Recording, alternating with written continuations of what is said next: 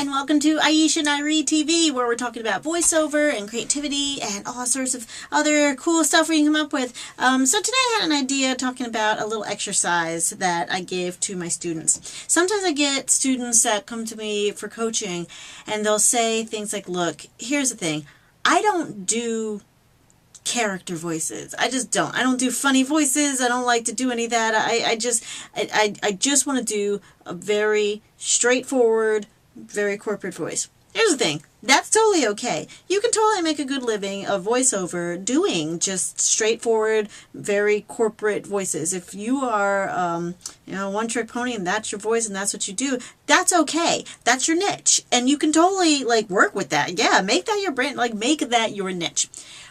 But, so this is for the folks that are used to doing these very straightforward voices, but they would like to branch out into doing characters. And what can you do to kind of get over that hurdle? It is very awkward if you're not used to doing that. It feels weird. It's like, I feel so silly. I feel so silly. So, first thing is you have to get over being silly. An exercise that I use for my students to kind of get them over that initial hurdle, and also to let them know that, yeah, there are different voices in there, and you do them probably without even realizing that you're doing them. So, when you have your copy or your character or whatever you're working on, you have it right in front of you, look at the lines, and then look at your imaginary person and pretend you're delivering it to a dog. To a dog. Or a cat. If you're really not a dog person and that's just too much, you can use a cat as well. Here's what I learned.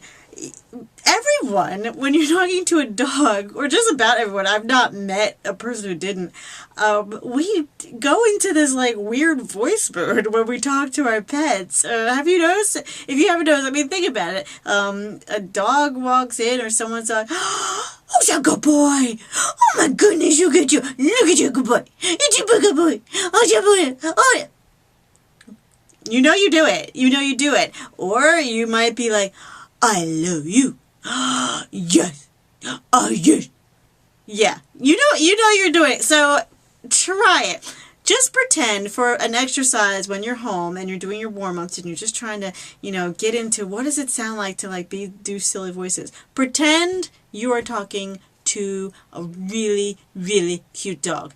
And also, if you want to keep playing around with it, see what happens when you talk to a small dog versus a big dog.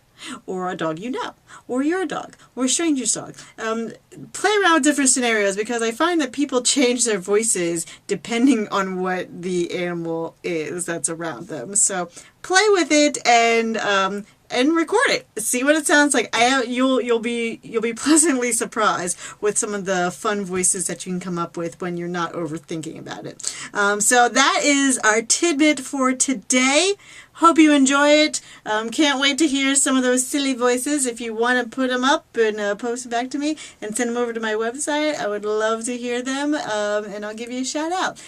That's it for tonight. Have a great evening, and we'll see you tomorrow. Bye.